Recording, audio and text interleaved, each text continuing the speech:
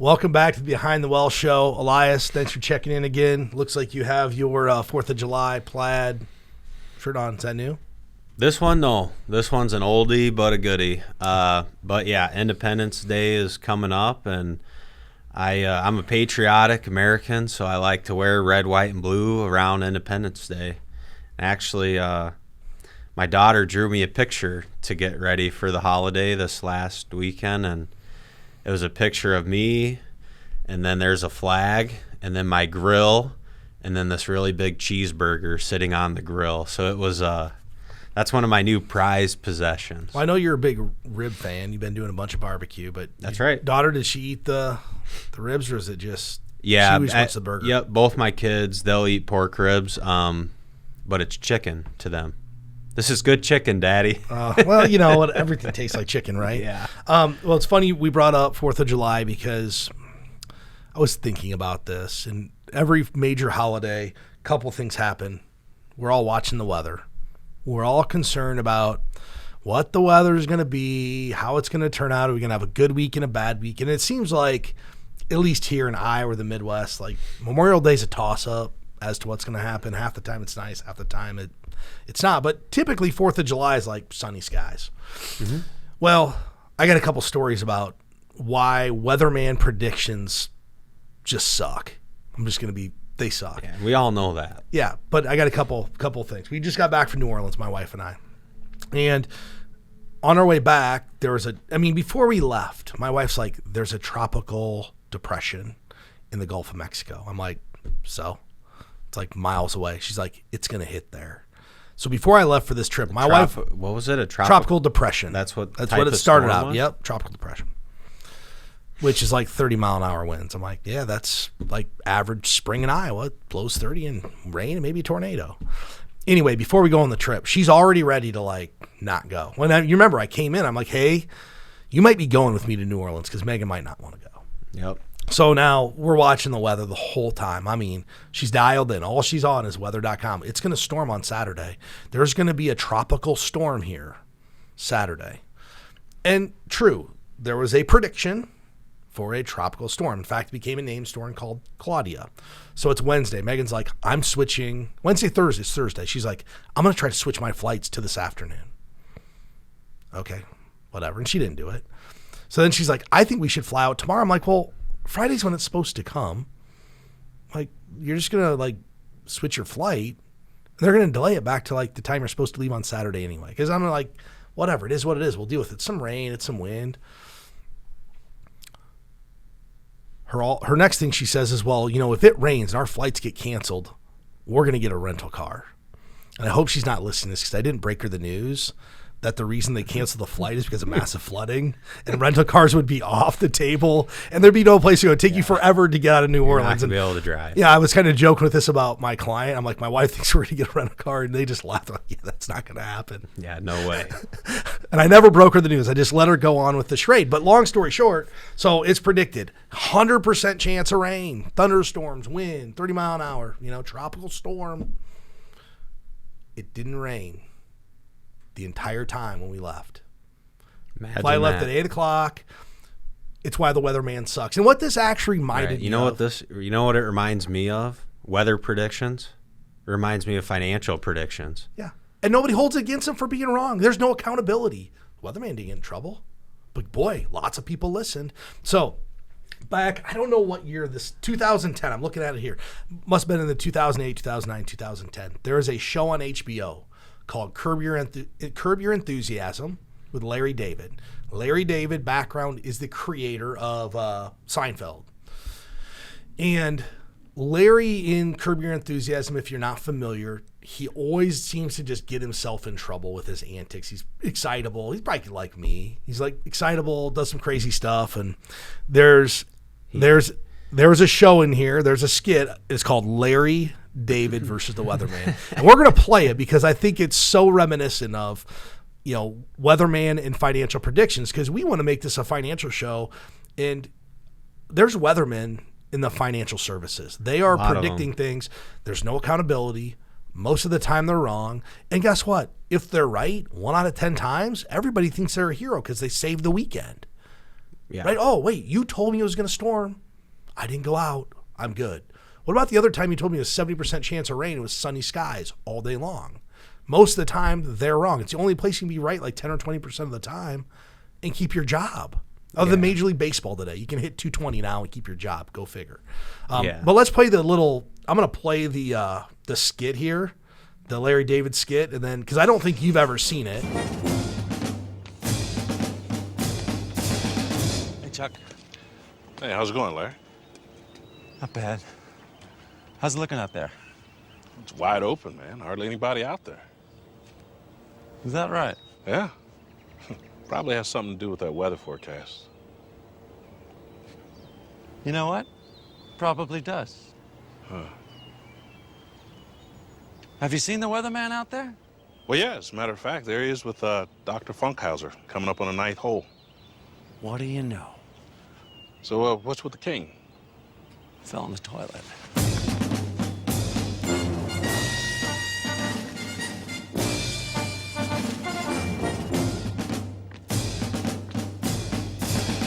Hi, Larry. What's going on? Beautiful day, huh? Yeah. Great day for golf. What's up? Yeah, you know, I was supposed to play today. Really? Then Jeff called me last night and canceled because of your weather report about thunder showers. You made a mistake, so what? Come on. Oh, I said it was going to be thunder showers? Yeah. Tomorrow's forecast, folks, I'm sorry to say it, it is rain, thunder showers, the big ones, folks, all day. Oops. Whoop. Yeah, okay. Nice to see you. Good Too to see you, bad Larry. for me. Take care. Too bad for me. I don't quite get your point. All right, weatherman, I'm going to tell you my point. I've got a sneaking suspicion that you're predicting rain to clear the golf course for yourself. Oh, my God. So for you golfers out there, better find something else to do. I know I'll be watching that Godfather trilogy. Jennifer, Stu, back to you. That's ridiculous. Yeah, Larry. ridiculous. Come on. Ridiculous. It's It's the happened weather. before, weatherman. You know it. And you know what? I'm calling the weather people on You're going you. to say, report me because it's a nice day? I'm going to report you because every time you want to play golf, Larry. you make sure that it's raining. Larry, first of all, I'm not a weatherman. I'm a meteorologist. I'd appreciate a little bit of excuse respect, me. Larry. All right, come on. Doctor. Can you guys just calm down? We're in the middle of a game of golf here, all right? Larry? Yes. There's a low-pressure system sitting out over the coast. The jet stream brings that into this area. The jet The stream. jet stream is controlled by the rotation of the Earth. You know who controls that? Yeah, God. yeah. You know what? There's a jet stream of bullshit coming out of your mouth, my friend. that's You are What- busted, what- buddy. Stop pointing with the cane. You're What- busted. So I just feel like those financial predictions are just like that skit where Larry David calls out the weatherman for I know. predicting rain because guess what? His agenda was to get on the golf course. So, if my agenda is like I need to get paid, I better write a book about doom and gloom because that sells. What's really funny though, and it's not shown in this skit, the next day the weatherman predicts rain again. So Larry is convinced the weatherman's lying.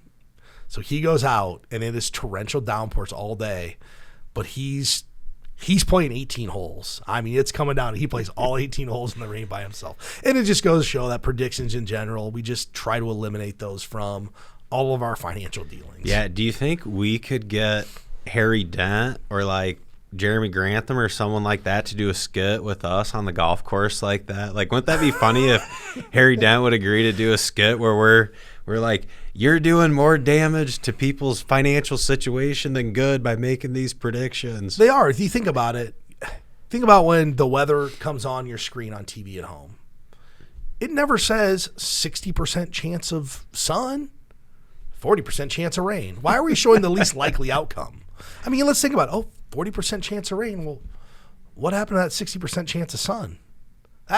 It's just trying to flip the narrative. And I wouldn't call it Jeremy Grantham as much as Harry Dent because this is his stick right here.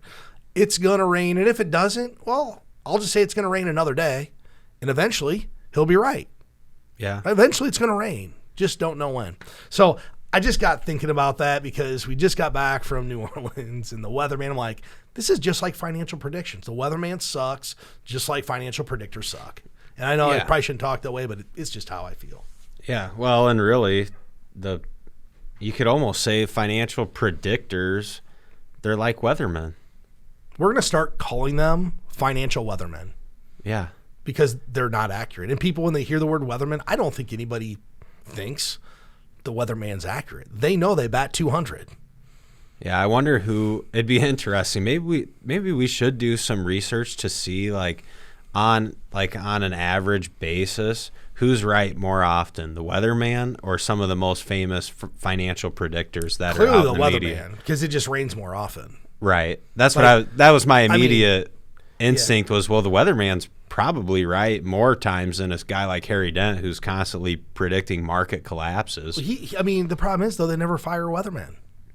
They don't fire him. He'd be it's wrong hard all the time. It's hard to predict the weather. Harry Dent's not going to get fired because number one, he works for himself, but number two, he can be right once every 20 or 30 years and people think he's an oracle and he's just not. Like you said, he causes more harm to people's financial picture than good. But he does he's sell doing a good lot for of himself. books. He sells a lot of books. That's good for Harry, and it's good entertainment. I was watching, I guess, some of the news happening. There's this thing called the Great Resignation. You heard about this? Yeah, I was really fascinated by this. Yeah. First time I heard about it, I was watching a Dave Ramsey Dave Ramsey has his little clips online, and because I'm searching financial stuff, he comes up. And he started talking about this. What's your take of this? And what it's really saying is there's about 40% of the workers are considering quitting or switching jobs within the next 24 months. Yeah, so my take, I thought this is almost what it's in economics called unintended consequence, right? So this to me is this is a positive thing of COVID. Now, I'm not saying it's positive a lot of people want to quit their job, but it's the reasons behind that. And a lot of the talking points in the articles I was reading was, so people have had more time in the last year to reflect on things like their work-life balance, the things that they want to do with their life. And there was one example, a guy he was like an engineer or something, and he quit his job to go work at a national park purely because he wanted to be outside more. And, in us, we talk a lot about lifestyle and trying to have the lifestyle you want. So I think that's a really positive thing that people are assessing. And I think the other thing we've seen is people are really thinking about the time, and especially time with their loved ones. So I think just the work-life balance coming into focus. And I also think it's a positive thing that people that are pulling the trigger to do this, they're not scared to try something new and maybe get out of their comfort zone because they think that they will enjoy their life more, where it's so easy to get trapped kind of in the mundane routine of your day-to-day life and your career where you're just almost on autopilot a lot of times. So I thought this was really fascinating. Hopefully a lot of people don't quit their job and then we just have this big shortage of workers that we need or something crazy like that. But if people are going to pursue goals that they feel will make their life more meaningful or they'll have a more enjoyable life, I think that's a great thing.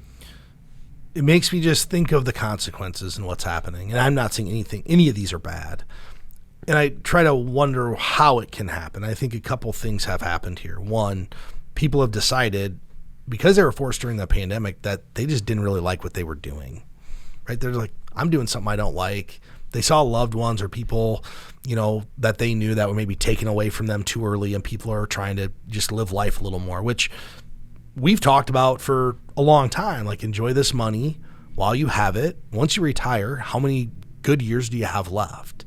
10, 15. At some point, the body breaks down, the mind breaks down, and we're just not able to enjoy our life. So enjoy it with your loved ones when you can. But number two, my next question is, and I don't know the answer to this, there is a transfer of wealth that's going to happen in this country it's happening now, but over the next 10 to 15 years of the baby boomers transferring this wealth to kids. And is this a situation where there's a lot of people now that can afford to go do what they want to do because they've got an inheritance, they've had this influx of money, so they can leave their engineering job and go be a park ranger? I think we should research that, because that would be a good way to kind of identify what's really going on. 40%, that means half the people are switching jobs. It means Molly is switching jobs, which she better not. No, she's not going anywhere. She's right over there. I don't know. She got red in the face. But 40% of the people, and other things, is it wage growth? Is it, hey, I'm tired of, I can just not work my $9 job? And we've already seen the wage growth, right? I mean, $15 minimum wage is what's been talked about. I don't know if that's passed, but people are having to pay workers a lot of money. If you go to a restaurant, and my New Orleans trip, the restaurant we went to, I talked about this in another show, our favorite restaurant. My wife walked out and she's like, yeah, it's okay. And it was one of the more expensive restaurants in New Orleans. She's like, the service was okay. Usually you have 3 people waiting on you. You had 1. It was okay. And I said, they might be a little bit understaffed right now. For sure. And I talked to a friend of mine who lives there, like, oh yeah, their chef left. Oh, well, that's why it's different. So you start to add all those things up, and that's what's happening in our economy today. That COVID has changed things so much that you can't find workers. I have a friend of mine who is a food distributor. He's posting jobs for local places that need workers. He's like, man, take it easy. They can't get anybody to come work these jobs. And we're starting to see that in the prices that we pay for things. If the restaurant might have to charge $14 for a cheeseburger, if you want to have good service. And I think people should be expecting that goods are going to become more expensive with wage growth and some of the inflation that we've been seeing in the overall market. But I think part of the switching career thing too is, hey, maybe I can get paid more money. Maybe I've just been stuck in my job for so long that I didn't want to move, but now it's like, yeah, things change. I'm going to move. Additionally, with wage growth, what happens? People get recruited. Right. Man, you're working for $10 here, we'll pay you $18 here. You're working for $30 an hour here, we'll pay you $50. So that could be another, shift that's happening. People are realizing there's jobs paying a lot more money than they're currently making. Yeah, and companies might start offering more flexibility too. I know I have a few friends that work for a big insurance company in town, and kind of they've almost adapted to where they had everyone working at home, and now they're going to offer more flexible options. From what I've gathered, it sounds like at some level they want you to come in the office a couple days a week, but there's going to be more autonomy, and you can have 3 days a week where you can come in, work from home.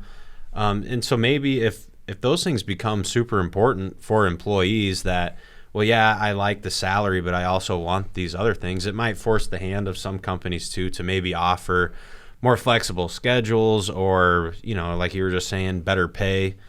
But I mean, yeah, anyone in general, anyone who wants to pursue what they really want in life, I'm all for it. I'm a supporter of that. Me too. And I think you hit a good point. I think with people staying home, some of this transition could just be people saying, look, I just don't want to go to the office every day. And if their employer's requiring that they come back, they might be, no way. There's a flip side to that. There are a certain amount of people who want to come back to the office. So if the employer says, hey, we're not going to have an office anymore, they could be looking for work because they want the camaraderie. They want to be around people. I know you and I, we've been coming to the office for about every day since this happened because I like the camaraderie. I like to be around people. I prefer to not work at home. I just don't get much done. Right. Just different personalities. So I think that's really cool. But one thing I thought we'd do before people decide to join the Great Resignation and quit your job, here's some of the stuff you need to do. Because it may just be tempting to say, yep, I quit. That's kind of the immature way to do it. You should have kind of a plan. I got an easy one for people. So if you end up wanting to quit your job and you got an old 401k, perfect time to schedule a meeting with a financial advisor and put together a financial plan. Because what you can do is that old 401k could go to a self-directed IRA. So that might be the perfect opportunity to schedule a meeting with us, schedule a meeting with someone else that you know, but it could provide an opportunity to put together a plan and hire a professional. Well, there's another benefit to that. We had this call from a friend of mine. She's not a client. She's just a friend. I've been watching her videos. I couldn't find this anywhere. I need help deciding what job to take. She's switching careers. She had 2 job offers, A and B. They both had different benefits. One had some restricted stock units. The other had restricted stock units. If I remember, one was like a privately held company she was going to get stock in. So one was a little less known. The other was already publicly traded. I knew who the company was, and we started talking about this. And this is like a 35-minute phone call. And the money's about the same, and it all came down to benefits. So we were able to talk her through what they were. But I kind of counseled her and said, what job's going to make you happy? That's what I said. I said, this really isn't a money decision. I want you to understand the benefits that you have. One benefit package is riskier because if this company doesn't become a publicly traded company, maybe there's some blue sky built in there. Mm-hmm. But ultimately, it was a decision of, hey, what do you want to do? Where do you want to live? One was in Chicago, one was in Cedar Rapids. So she had to make a choice as to, hey. And that's vastly different for a living experience as far as what community you live in. I said, where do you want to live? Do you want to live here? Do you want to live in Chicago? And I should follow up because I don't know what she picked. I don't know kind of where that went. But that's a benefit of consulting somebody is you may not understand the benefits of where you're going or the job you're going to take. We can help you quantify those benefits. Just go to btwellshow.com. I actually appreciate you saying that. But one of the major things I think people need to understand if they quit a job is, spending matters. A lot of people are quitting jobs potentially for lower pay. And it's great in theory to think that I can live on less, but what you spend really matters. And we're not huge budget people, but we need to get a handle on how much do we need each month to make our household run. Yeah. I mean, you can't operate on negative cash flow for super extended periods of time. That's your take at that point. Then you're just racking up debt, typically credit card debt. And I don't think, it has to be able to work. I don't think negative cash flow is the issue. I think the issue is people are going to look back over the last 12 months and be like, oh, I spent X amount of dollars. But if they look back to 2019, that spending number could be 20 or 30% higher because remember last year, you couldn't do anything. Yeah. So one thing I don't want people to do is look back at their 2020 spending because a lot of people keep like Quicken or use some kind of tracker and they're like, oh man, I only spent $4,000 a month and I was making $100. I could take the job that pays $70,000 and make it work. And then you get the job, you're like, wait a minute, I can't take a vacation? And they look back to 2019 and like, oh, I spent $6,000 a month. So I think last year can give people a very, very skewed sense of what they're really spending. And you know what? I think we saw that. Maybe that's some of the and I don't know. We'll find out in the next probably 3 to 5 years when you start to see what people's savings rates are, what the debt is of individuals. But home prices, off the roof, out of the roof, vacation homes, boats, car, all the stuff people snatched up. Well, it's because they cut out all this spending, like, what are we going to do with all this extra money? Like, oh, yeah, I can afford the new house or I can afford the boat or I can afford the ATV or whatever like toy it was because they weren't spending 50, 60, they weren't nickel and diming their account, $50 and $60 and $70 dinners at a time because you go out to eat 4 times a week, $60, $250, it's $1,000 a month and all of a sudden it's in their bank account. Yeah. And I think that's happened. So the first thing I want people, if you're going to join the Great Resignation, don't pay attention to what you spent last year. You better look back to 2019 and 2018 or look at what your bills are and put in a nice buffer of entertainment. Yeah. Because at the end of the day, people, and you're seeing it, every restaurant in New Orleans, I used most of these places, the nice places I'd have to have reservations well in advance. Usually I can call the day before and get a reservation. Nah. Only reservations I can get were 9:30 at night or 4 o'clock in the afternoon. Book them way out. Usually I just walk in, Mm-hmm. So people are going out more. So I think we're going to see an upward trend in spend on just discretionary consumer entertainment in general. People are just trying to get out. Yeah, I can already tell you for a fact the spending is back to 2019 levels at my house. We went to lunch yesterday. So my personal experience is we're back, since the vaccines rolled out and everything's opened back up. Just this last, I've already been to 3 weddings since probably March, I think. Yeah, I've already been to 3 weddings this year, and I didn't go to any. And anyone who's ever been to a wedding, you might get a free plate of food and you might get some free drinks. But in general, going to a wedding is not free. You have typically transportation costs, hotel costs, and you have to get some sort of gift. I suppose you don't have to, but typically you do. So don't be that guy. I give gifts. You have to give gifts. Yeah, you have to. I mean, that's why you got invited. Let's be honest. You have to. But just when you look at, I can just look at 2020 and go, well, not going to any weddings for a year saves our family a lot of money. Okay, so now we're going to our 3rd this weekend. This reminds me of graduation parties because they're back. There weren't any graduation parties. I've been to 2 of those too. Okay, so I went to one last year, super spreader for sure. I mean, 200 people. It was supposed to be outside. It was in a shed. Anyway, Have you seen you know who the You Betcha guy is? Yes. Have you seen the You Betcha guy's video? His skit on the his skit happened to me because my wife got invited to a graduation. Someone I have no idea, and I had just watched that skit like 2 days before. Okay, let's do this. We're gonna have Molly put the skit in here because you know, it's about just spending money. In fact, I'm just gonna play it quick. Well, my favorite. Okay, I'm just gonna play it because it talks about, you know, it's really about people are spending more money. Haven't been to these things in a while, but the guy just is the best. Yeah, I love when he walks up and he's like, "Hey, champ, congratulations! Here's a card with a check in it. I have no idea who you are." Here it is, and right I here. experienced that. All right, here we go.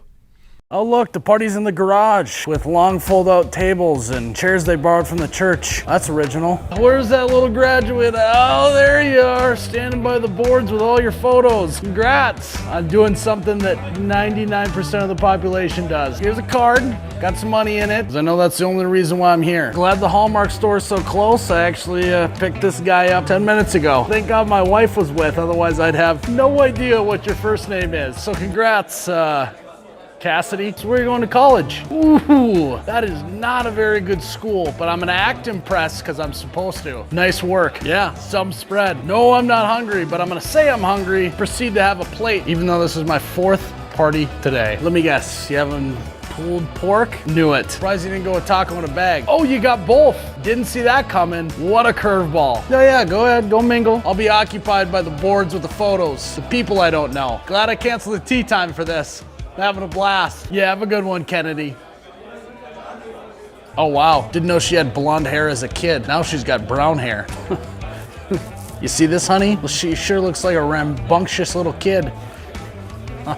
Oh, I didn't know she had an older brother. That makes sense. I knew I was here before. His grad party 4 years ago. They had pulled pork too. And yes, of course, Shutterfly book full of photos that you sign with a Sharpie as the guest book. Signing a regular guest book's just too much nowadays. Where is that gold Sharpie at? Oh, hey Tim, congrats. Big accomplishment having a kid graduate from high school. I mean, it only happens every single year to almost every high school kid. You should be so proud. Did you spend the whole last week and a half cleaning the garage?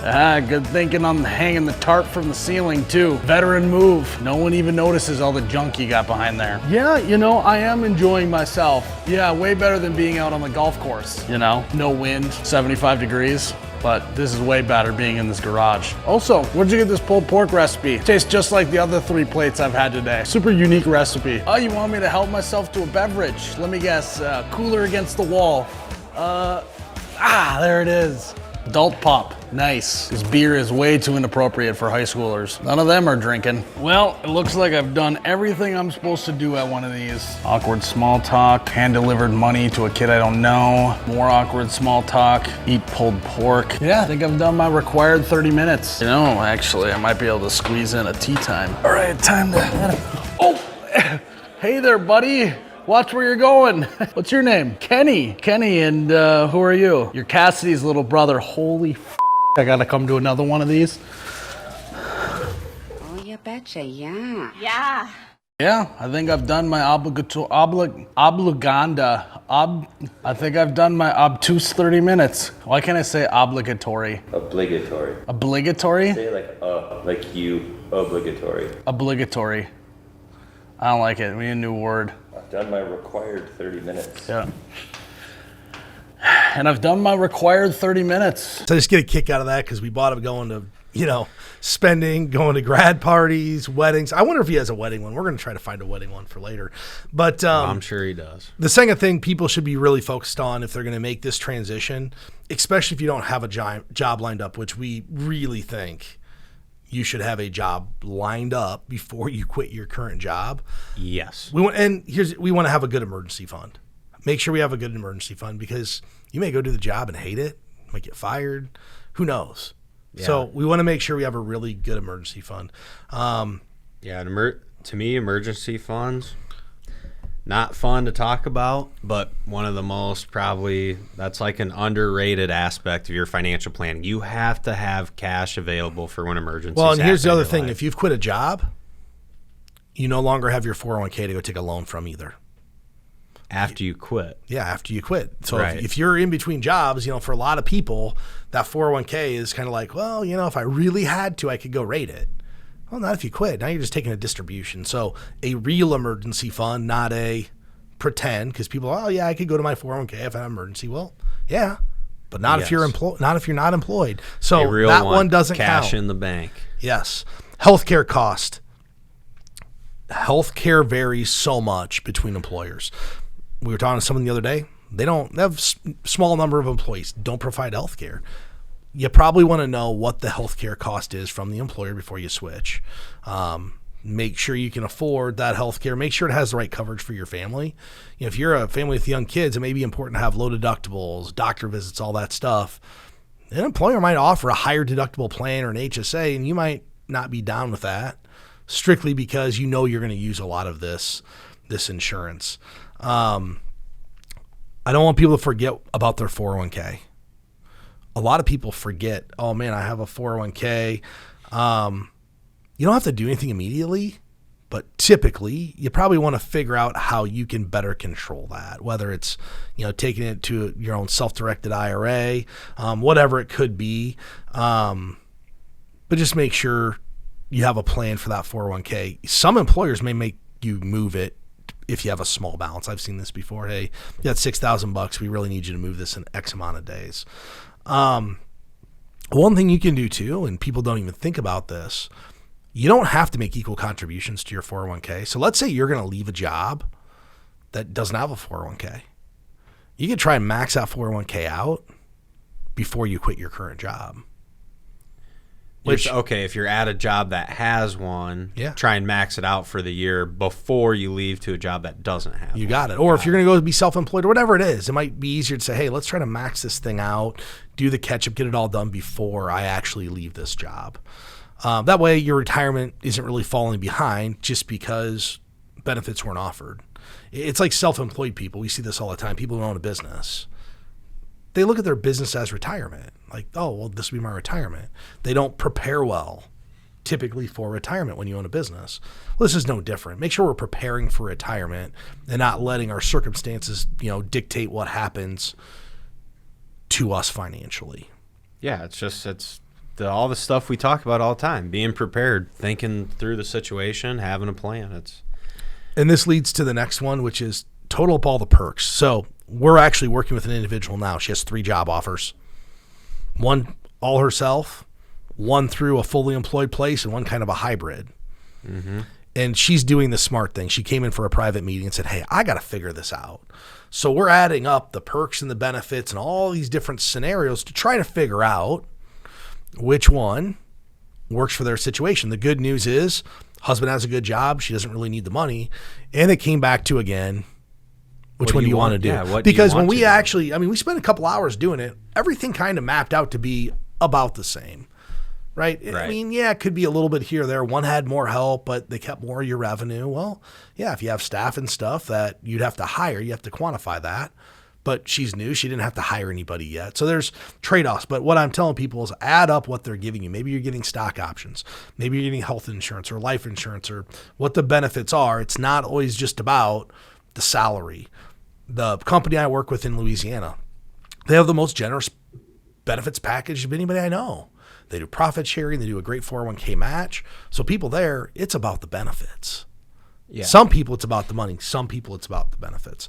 And don't forget that you can always negotiate. If you find a job or you've been recruited and they tell you have to go to the office, well, maybe in today's environment, you have the ability to negotiate a little bit. Oh yeah, certainly. If you want to, I feel like now, if you're someone who desires more flexibility, like that iron's really hot right now, you can probably negotiate that in a new job. And I view a job switch really similar to what we do with financial planning. Create some type of a plan. There's no reason to willy-nilly this and, just kind of do it off the cuff. Have a plan put in place for the transition. I'm going to start this date. I'm going to need to do this, and this, and plan it out. It's only going to take a few hours. It's not going to take months of time, but have a plan just like you would have a plan for your future financial stuff. That would probably be the way to do it. And there's financial advisors. We help our clients quantify these decisions. So if someone's looking for help to quantify and say, how does this work? I don't understand this benefit. Is, this benefit package better than this? And here's the pay. We're happy to help you. Go to btwellshow.com. we'll speak with Elias, or one of our other advisors. We'll be happy to kind of help you quantify this decision if it's something that you need help with.